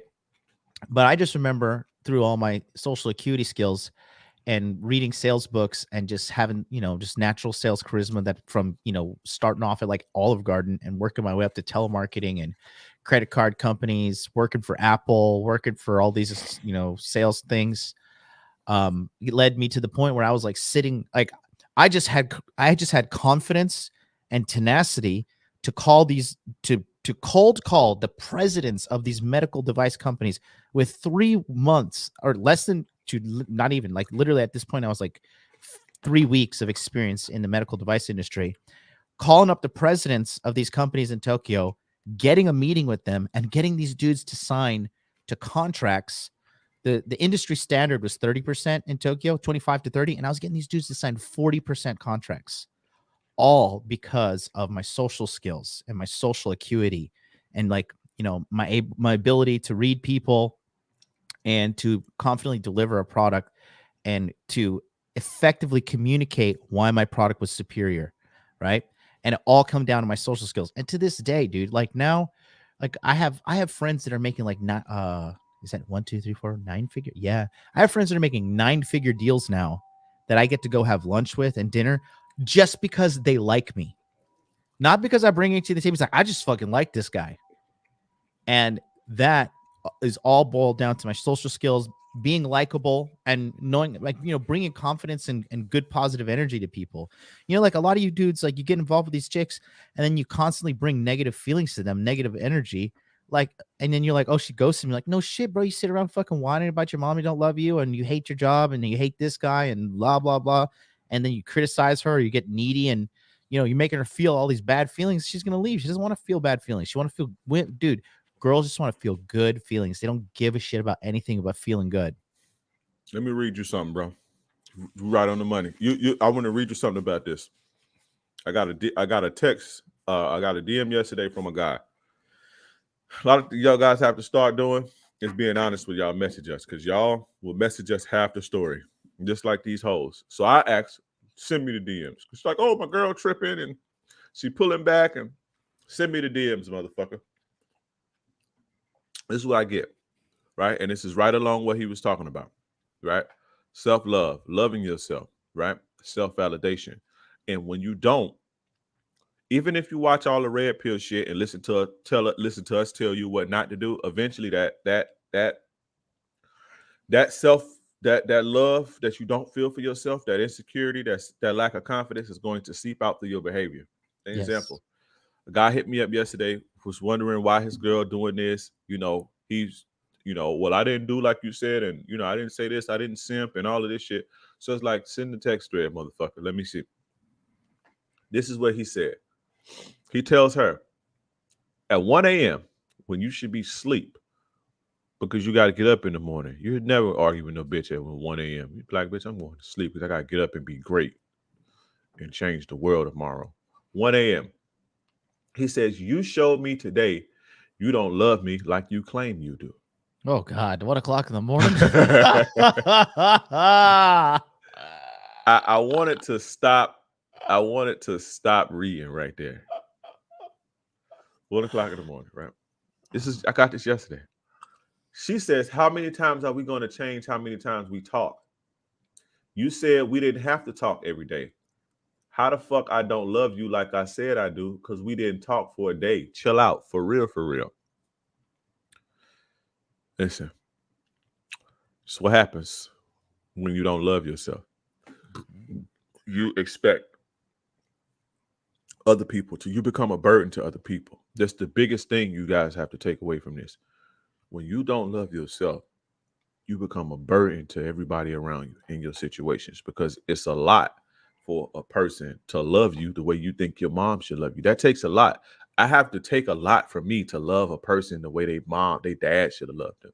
That's taken away from me, my business, my children, and everything. No, you love yourself. That way you make everybody else's job easier. You see what I'm saying?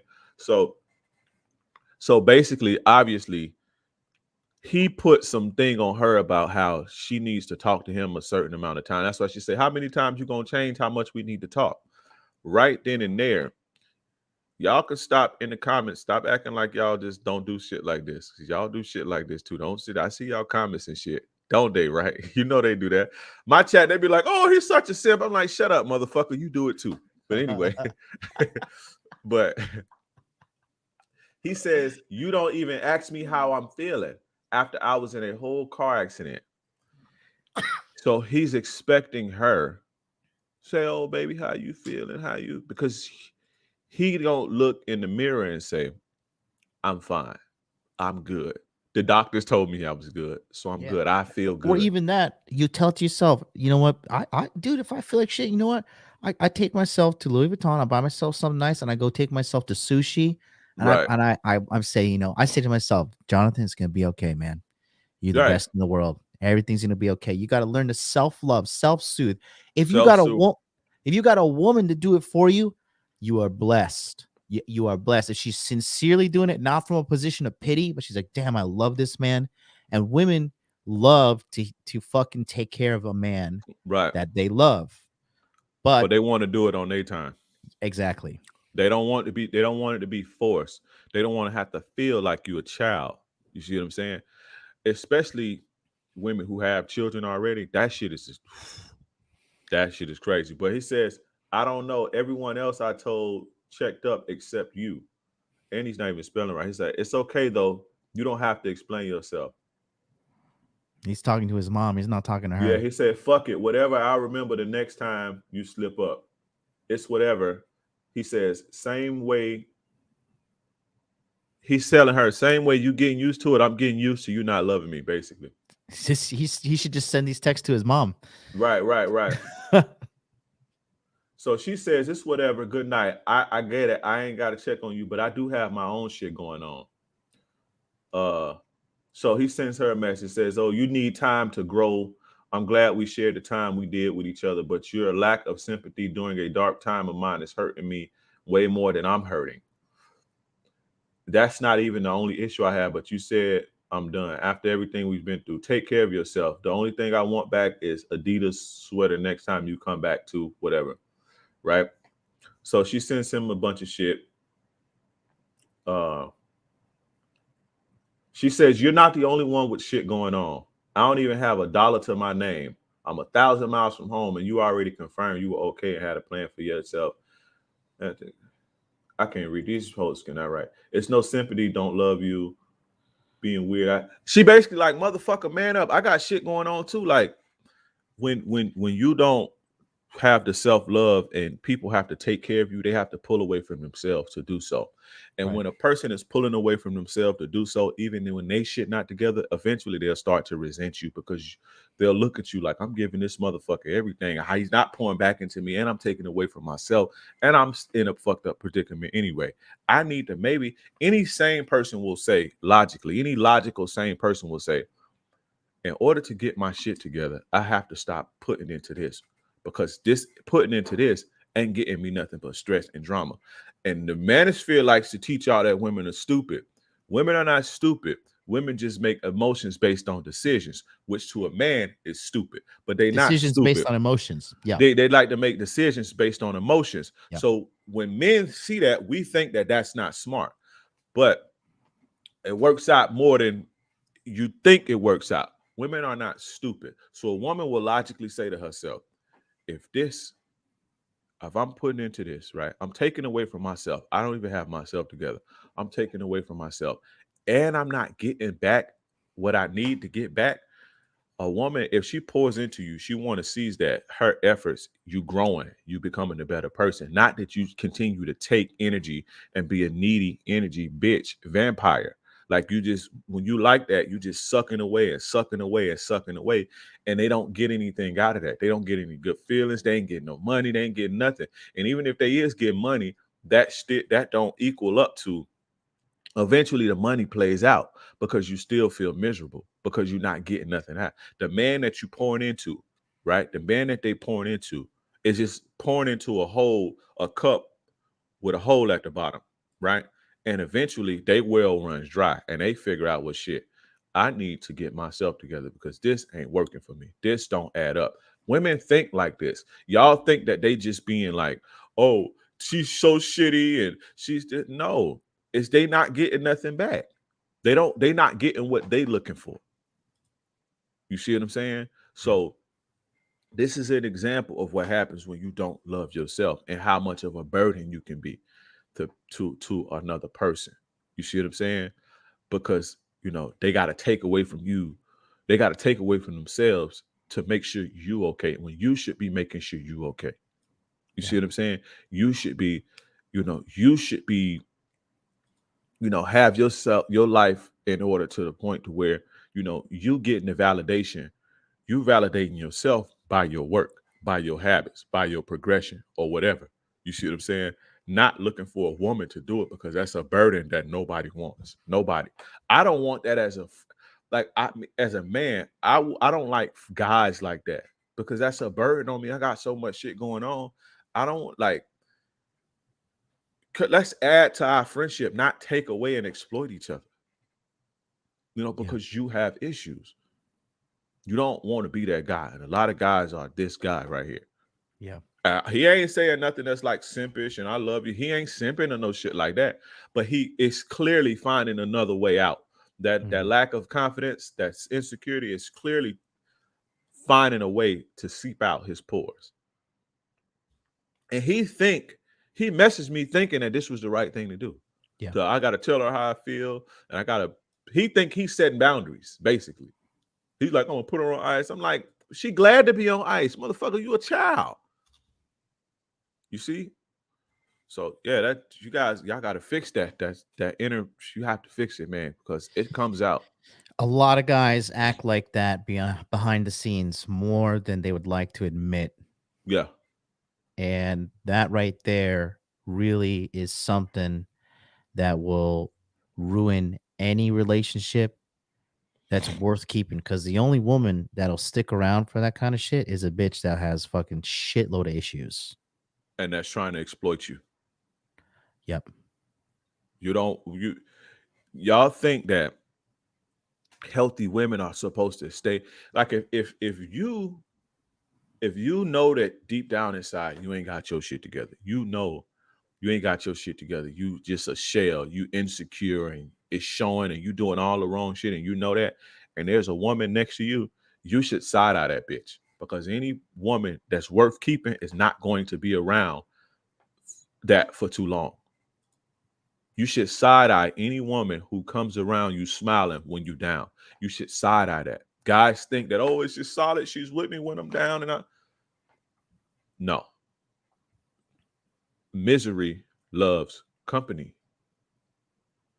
Misery loves company. And you get a woman, as you all down and out, she comes smile. Oh, baby. There's typically something behind that. That is not free. It's very expensive. So get yourself together, because when you don't have your inner self together, you attract people. And this is one of the things I was saying I learned in prison. You attract people from that white guy. I was saying like how I realized how these dudes, these niggas, these street dudes, they would exploit people who don't have the inner peace. And I only, like, my mind didn't grasp that this transcended street shit. And I'm talking to a white guy who took advantage of people and hit them for millions and millions of dollars. And he exploited people who didn't have their shit together, their inner game. When you don't have your inner self together, you are going to attract people. The people that you attract are no good. They are coming around. They're not coming around to help you. The only time somebody is going to help you is when they want something back. It may not be anything money, but when they want something back. These people, when you down and out, they come to exploit you. Mm-hmm. And women will exploit you if you don't get it together. They will, if they deal with you. A good woman won't deal with a man who don't have his inner shit together. A good woman, what you consider a good woman, they won't deal with that, bro. A stupid one will, or when they're young, yeah. But even then, the guy appears to have it together. That's why you hear women say, he tricked me, right? Because guys know how to appear. I used to appear to have it together. When I was real young, I used to appear like I had my shit together. I used to appear like that. You see what I'm saying? So a lot of chicks will fall for the bullshit, right? But a good woman, if they see that you're not solid on the inside, they're not gonna come around you. And the ones that do are there to take you, bro. And when you don't have it, this is the type of people you attract. You like a fish in an ocean bleeding, and the sharks are coming. This is very important to fix your inner self, fix your inner game. This is why when you see, if you look around at this community, the men who don't have it together, they always having problems. They having financial problems. They in debt. They got this problem. It's because people are exploiting them. You in debt because you get predatory lenders. You having problems with your girl because you have energy vampires. That's your people borrowing money from you, not paying it back because they see that you weak. You have problems with your friend fucking your girl because they know you ain't gonna do shit and you a sucker, and they just wanted your girl in the first place. You know what I'm saying? Your car is upside down because the car salesman sold you a lemon that wasn't worth shit, but he saw that you was weak, so he took advantage of you. When you don't have your shit together on the inside, the world is going to exploit you. That's from bitches. You end up working warehouse jobs. Amazon, well, they getting it together now, but Amazon was paying people $10 an hour to literally slave. That's exploitation. Literally slave all day. That's because you don't have your shit together. You don't have it together on the inside, and you accept that. So you got to get your shit together. Or be, or you fool. You're gonna be fooled. And that's just something I learned the hard way. So this is like, we just wanted to touch on this. And we wanted to show you guys how important this is. This is definitely replay worthy. We cover this and much more in the Masculine Empowerment Network. Dre is one of the premier coaches in there. If you've not signed up for this, because on December 30th, we're launching the enrollment. It's for 5 days. So if you want to get your inner game sorted out, King Dre will be giving presentations in there. It's ongoing lifetime movement that we have going on here. This is not, you're not going to learn this in one day, in one YouTube video, nothing. This is something that is going to change your life. So go to masculineempowermentnetwork.com, join the 20 Zoom sessions that we got going on. The link is in the chat as well. We got 20 Zooms. I'm going to give you a body language mastery. My course lets you know if a woman is sexually interested in you not based upon her body language, which will teach you how to read up on people as well. The Telegram chat is available until March 1st when you guys sign up. And you have the forums, and you have 300 hours plus of the database. That is all included. It is $7.97, and it is worth every penny. Don't forget also, one of the tickets just sold during the episode here, but Hot Dude Con, the tickets are running out. This is a limited time event. There's still event tickets for Miami, but I'm pretty sure by this time tomorrow, San Diego will be sold out. So if you want to go to Hot Dude Con, it's $100 a pop. Come through, meet me. Let's change your lives, because you can see we're two real men doing real things. That's going to do it for us today. Go follow King Dre on Instagram. King Dreism is his Instagram, and his YouTube, King Dreism, and his TikTok, which has 1 million followers on there, also is King Dreism. Until then, we'll catch you guys next time.